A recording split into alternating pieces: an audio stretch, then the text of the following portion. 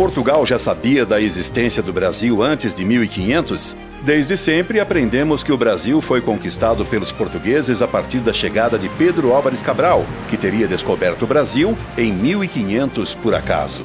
Mas a verdade é que os portugueses contam com uma série de mapas, registros de navegações e relatos que nos ajudam a entender até mesmo o porquê da diplomacia portuguesa ter feito tanto para assegurar para si as terras do Brasil, em uma história que envolve espionagem, segredos e feitos únicos para assegurar terras em outro continente.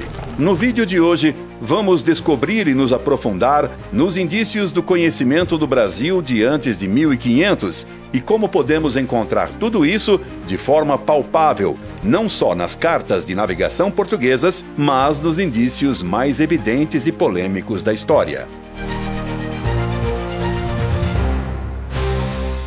Portugal foi o grande pioneiro das grandes navegações, adentrando cada vez mais no desconhecido Oceano Atlântico, chamado antes de Mar Oceano. Ao passo que muitos reinos na Europa se preocupavam apenas em guerrear por condados e territórios fronteiriços, os portugueses se jogavam aos mares em busca de expandir, conhecer e alcançar mais e mais terras no além-mar.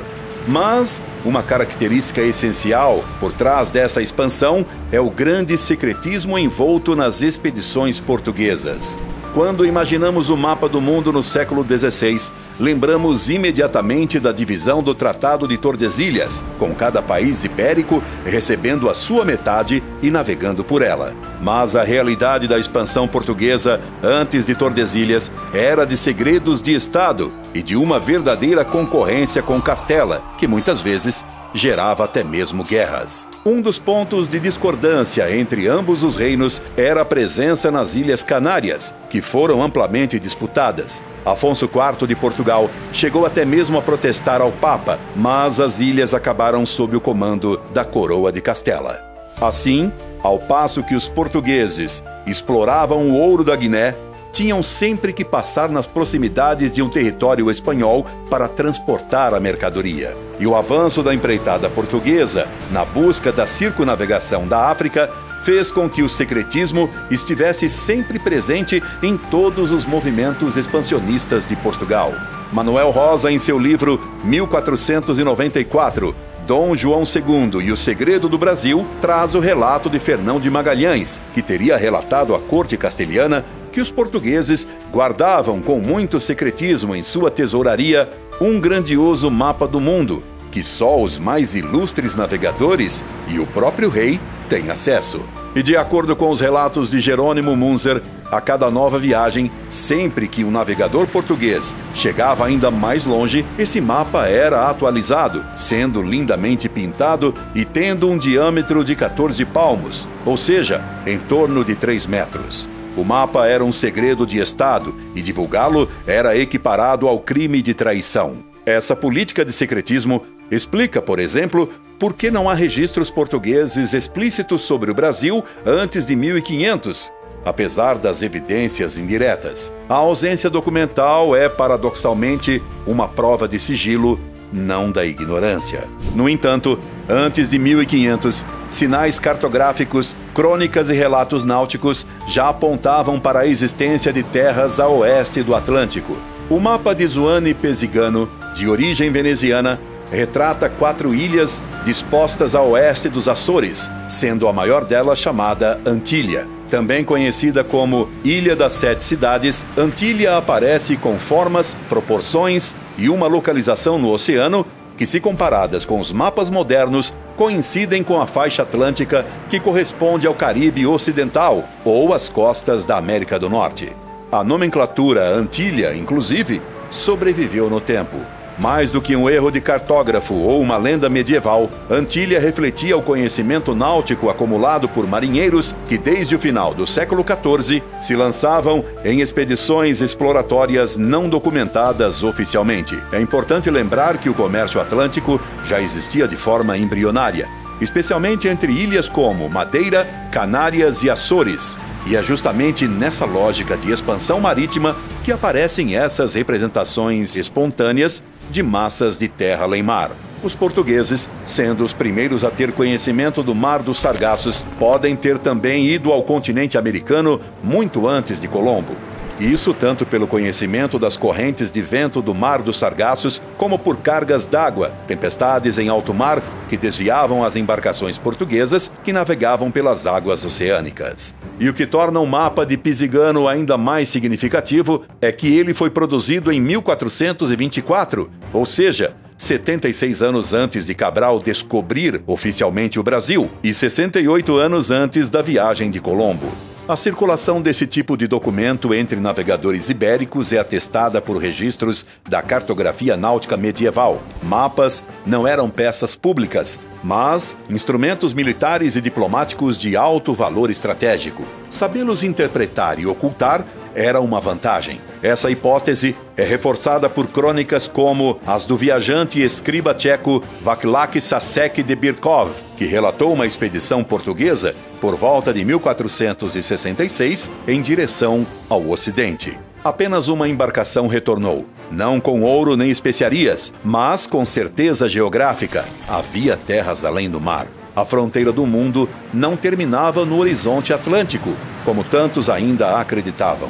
O relato, preservado no Codex Bratislavensis, é claro. O ponto de chegada dessas embarcações não foi o fim do mundo, mas o início de outro. No livro 1494, Rosa sugere que Portugal sabia da existência de terras firmes no Atlântico Sul antes mesmo da assinatura do Tratado de Tordesilhas. E não apenas sabia, como negociou a linha divisória com base neste conhecimento prévio. E um dos pontos que temos a considerar em toda essa trama de espionagens e secretismo é a participação de agentes duplos e figuras obscuras como Cristóvão Colombo.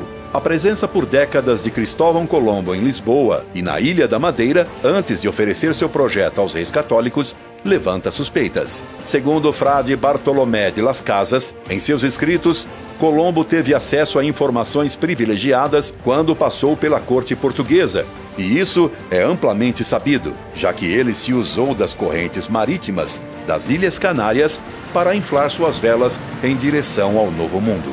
E ele próprio teria registrado que Dom João II já tinha conhecimento de uma terra firme a sudoeste, ou seja, na direção da costa brasileira. Essa afirmação é reproduzida em várias fontes primárias, inclusive nas Histórias de las Índias, de Las Casas. O silêncio, portanto, não era ignorância, mas uma forma de assegurar o domínio português sobre o que hoje é o Brasil. Inclusive, existem teses que apontam para uma origem portuguesa de Colombo, que é defendida por intelectuais como Mascarenhas Barreto e historiadores de renome como Manuel da Silva Rosa. Na obra Portugal e os Segredos de Colombo, ele aponta para a origem lusitana do navegador, no caso, tendo nascido na Ilha da Madeira. Segundo essa teoria, Cristóvão Colombo não teria nascido em Gênova, mas sim em Cuba, uma freguesia portuguesa. Seu verdadeiro nome seria Salvador Fernandes Zarco, neto de João Gonçalves Zarco, o navegador e cristão novo que descobriu a Ilha da Madeira em 1419. E a hipótese ganhou força a partir de um detalhe curioso.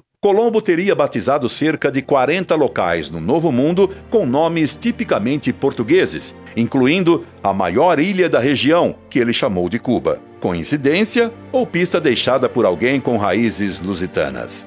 Segundo os defensores dessa tese, Colombo teria adotado o codinome e sido enviado a Castela como espião, a mando do rei Dom João II. E sua missão seria desviar o interesse dos castelhanos do lucrativo comércio de especiarias na Ásia. Na época, Castela era uma pedra no sapato de Portugal. Além de controlar as Ilhas Canárias, tinha potencial para disputar o domínio das rotas africanas. Um movimento agressivo castelhano poderia facilmente escalar para uma guerra. Por isso, segundo essa visão, Dom João preferiu agir nas sombras e Colombo seria a peça-chave desse jogo estratégico. E existem alguns indícios que dão sentido a essa teoria. Após os conflitos com os reis católicos em 1501, o navegador teria tentado traduzir um texto para italiano quando andava preocupado em encontrar uma garantia internacional para a transmissão de seus privilégios para o seu filho Diego Colón. O texto muito confuso que escreveu tem apenas 57 palavras e está repleto de palavras portuguesas e castelhanas, próprias de quem não sabia nada de italiano nem de nenhum de seus dialetos. E para além disso, temos o fato de que Colombo tem amplos registros de trânsito por Portugal, tendo residido na Ilha da Madeira, em Lisboa e frequentando com frequência a corte de Dom João II. Colombo casou-se com Felipa Muniz, que era de família importante de Portugal, filha do governador da ilha de Porto Santo, com quem teve seu primeiro filho Diego. Esse casamento com a filha de um aristocrata português já contradiz muito a tese de que ele seria um mero plebeu, filho de tecelões genoveses, já que não seria concebível, na sociedade da época, uma donzela, filha de um governador, casar com um plebeu estrangeiro sem recursos. E por fim, ao retornar de sua primeira viagem às Américas, antes de aportar em Castela, o navegador fez questão de aportar em Lisboa em 4 de março de 1493, onde diz ao rei Dom João II absolutamente tudo o que encontrou no Novo Mundo. E Colombo ficou hospedado em Lisboa nada menos que por 11 dias, para a fúria dos reis católicos. E foi com base nessas informações que o rei Dom João viu que as terras, pelo Tratado de Alcaçovas, eram, na verdade, pertencentes a Portugal. Assim, podemos ver que Colombo tinha informações valiosas obtidas dos portugueses e também compartilhadas depois com o rei de Portugal. Colombo teria tido ainda, na Madeira, contato com náufragos, que teriam ido além do mar-oceano, o que o deu certeza de que tinha chegado na Ásia. Por isso, inclusive, a insistência do navegador em passar pelas cortes de Castela e Portugal. Mas, para além da possibilidade de descobrir as Américas pelo Mar dos Sargassos, os portugueses muito provavelmente já tinham atingido o Canadá antes mesmo de Colombo. Segundo o historiador Gaspar Frutuoso, no livro Saudades da Terra, por volta de 1470, ou seja, 20 anos antes da famosa viagem de Colombo, o rei Afonso V de Portugal enviou João Vaz de Corte Real à Dinamarca, visando que este participasse de uma expedição que buscava restabelecer antigas rotas com a Groenlândia. Nessa jornada, Corte Real, junto com Álvaro Martins Homem, teria mapeado a região e trazido informações valiosas para Portugal, principalmente sobre o potencial econômico da pesca do bacalhau, uma riqueza que começava a chamar a atenção. Com esse conhecimento sobre as rotas do norte, outros navegadores portugueses entraram em cena. João Fernandes, um açoriano da Ilha Terceira, e Pedro de Barcelos participaram em 1497 de expedições que mapearam a Terra Nova e a Ilha do Labrador. Aliás, o nome Labrador, no Canadá, vem justamente de João Fernandes. Ele ficou conhecido como o Labrador do Mar, que primeiro avistou e cartografou aquelas terras. Eles não apenas mapearam, como também reivindicaram essas terras para a coroa portuguesa, baseando-se no Tratado de Tordesilhas, que dava a Portugal o direito sobre aquela faixa do Novo Mundo. Mas, para além desses conhecimentos, evidências e teorias, existem outros indícios cartográficos do conhecimento prévio do Brasil antes de 1500. Se o mapa de Zuane Pisigano já deixava pistas da existência de terras no meio do Atlântico em 1424, o mapa de Juan de la Cosa, produzido em 1500, praticamente escancarava o conhecimento dos europeus a respeito da costa da América do Sul, e o faz com uma precisão impressionante. Juan de la Cosa era mais do que um cartógrafo, era navegador, cosmógrafo e um dos homens de confiança de Cristóvão Colombo. Seu mapa foi feito com base nas expedições castilhanas. É o primeiro planisfério conhecido a representar com clareza o litoral brasileiro, mesmo que Cabral ainda estivesse em alto mar ou recém-chegado às praias do sul da Bahia. Nele vê-se delineado um longo trecho da costa sul-americana, sinalizando que a informação geográfica já circulava entre os círculos ibéricos com muita antecedência. O que impressiona não é apenas a existência do mapa, mas a velocidade com que esse conhecimento foi consolidado graficamente, o que indica que outras viagens já haviam ocorrido muito antes das oficiais. Assim, o mapa de Juan de la Cosa, embora castelhano, serve de testemunho involuntário de que os contornos da América do Sul já estavam sendo sistematicamente desenhados nos bastidores ibéricos bem antes da cerimônia oficial da descoberta. Isso tudo mostra que a expansão portuguesa nunca foi apenas náutica. Ela foi, desde o início, política, diplomática e, sobretudo, geopolítica. E nenhuma figura representa melhor essa postura do que Dom João II, o chamado Príncipe Perfeito, um dos monarcas mais astutos da história europeia. Sob seu reinado, Portugal não apenas aprimorou sua tecnologia náutica e cartográfica, como também desenvolveu uma sofisticada rede de informação e desinformação. A política de descobrimentos foi transformada sob seu comando em uma questão de segurança nacional. É dentro desse contexto que ocorre a negociação do Tratado de Tordesilhas em 1494. Oficialmente, o tratado tinha como objetivo resolver o conflito de interesses entre as coroas ibéricas sobre as terras recém-descobertas por Colombo. No entanto, o que poucos percebem é que Portugal entrou nessa negociação com uma carta escondida. Segundo Bartolomé de las Casas, em seu escrito História de las Índias, Colombo teria afirmado que Dom João II lhe dissera, com todas as letras, que já sabia da existência de uma terra firme a sudoeste. Esse testemunho é um dos indícios mais contundentes de que a coroa portuguesa já conhecia parte do continente sul-americano antes mesmo da famosa viagem de 1492. Afinal, se o rei de Portugal não tinha tal informação, por que aceitou negociar a linha divisória? E mais, por que pressionou para que a linha de Tordesilhas fosse deslocada 370 léguas a oeste das ilhas de Cabo Verde, justamente onde o Brasil viria a ser descoberto? Esse modelo de ocultamento das descobertas náuticas portuguesas se reflete também em peças como o Mapa de Cantino, contrabandeado de Portugal em 1502, e hoje uma das provas mais explícitas da antecipação portuguesa em relação ao conhecimento da costa brasileira. O mapa mostra com clareza as feições do litoral brasileiro, sugerindo que sua exploração foi anterior à viagem de Cabral, ainda que mantida sob sigilo absoluto.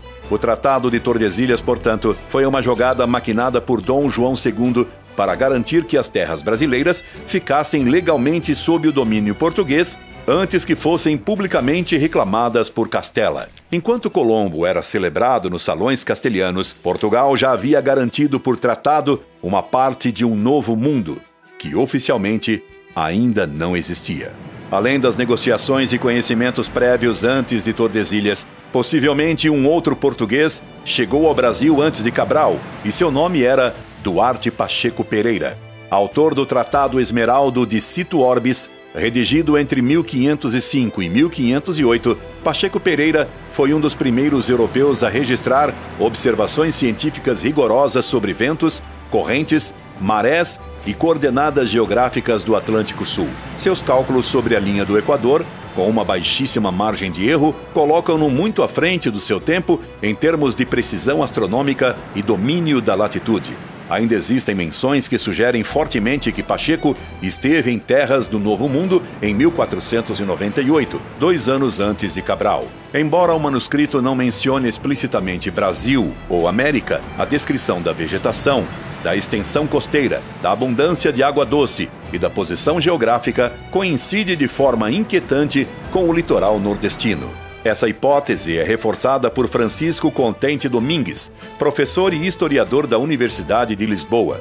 Em seu livro A Travessia do Mar Oceano, A Viagem ao Brasil, de Duarte Pacheco Pereira, em 1498, Domingues defende que há evidências documentais e lógicas suficientes para afirmar que Pacheco, de fato, tocou o litoral brasileiro 2 anos antes da viagem de Cabral. Segundo ele, os relatos meteorológicos, oceanográficos e astronômicos de Pacheco são compatíveis com a travessia atlântica completa e não com simples expedições costeiras africanas, como se supunha anteriormente. Desse modo, podemos ver o quanto os conhecimentos portugueses eram avançados para a época. Os navegadores portugueses utilizavam a chamada regra do marteloio, uma técnica de navegação que permitia calcular com grande precisão desvios latitudinais e longitudinais com base em ângulos e rumos corrigidos. Essa sofisticação tornava possível não apenas explorar, mas cartografar em sigilo. Duarte Pacheco Pereira, com sua ciência náutica avançada e perfil técnico-político de alta confiança do rei, parece ter sido um dos principais instrumentos dessa estratégica encoberta de antecipação e posse. A missão dele não era apenas descobrir, mas confirmar e proteger o que já se sabia, que havia terra firme ao sudoeste, e essa terra se chamaria oficialmente Brasil. Assim, o deslocamento negociado em Tordesilhas garantia ao reino uma ampla faixa atlântica que, coincidentemente, abarcaria a costa brasileira, mesmo antes de qualquer descoberta oficial. Não se trata de suposição vazia. O próprio domínio técnico da época permite especular essa antecipação. O Tratado de Tordesilhas, assinado em 1494, foi uma manobra política minuciosamente calculada pela coroa portuguesa, e seu principal objetivo pode não ter sido proteger rotas africanas ou asiáticas, mas garantir com antecedência o direito legal sobre uma parte da América do Sul, o futuro Brasil. Os termos do tratado são reveladores. O documento estabelece que todas as terras descobertas a 370 léguas a oeste de Cabo Verde pertenceriam a Portugal. Esse deslocamento da linha divisória não foi aleatório. Em versões anteriores, como a Bula Inter Cetera de 1493, a divisão previa apenas 100 léguas a oeste dos Açores, algo inaceitável para os interesses portugueses. A insistência portuguesa em mover a linha para muito mais longe do que o necessário para proteger suas rotas africanas só faz sentido à luz de uma hipótese. Portugal já sabia da existência de terras a sudoeste e precisava garantir no papel aquilo que ainda não podia revelar oficialmente. Cabral, portanto, não teria descoberto o Brasil por acaso. Ele foi enviado para formalizá-lo.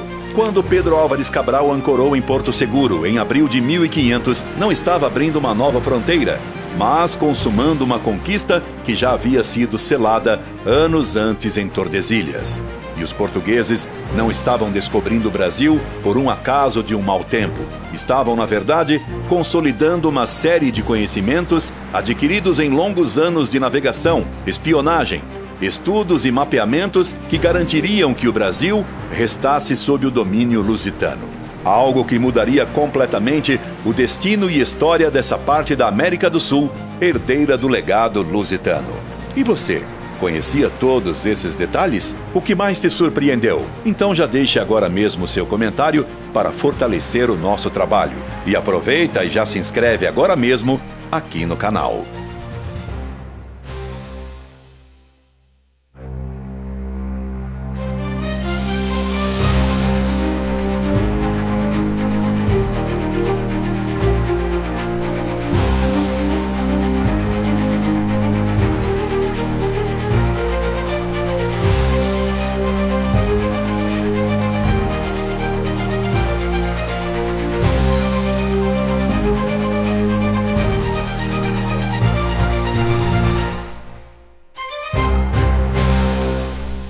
Histórias como essa, não contadas do Brasil, você vai encontrar na coleção que a editora Caravelas acabou de lançar. História Geral do Brasil do Venhagem está com uma promoção imperdível.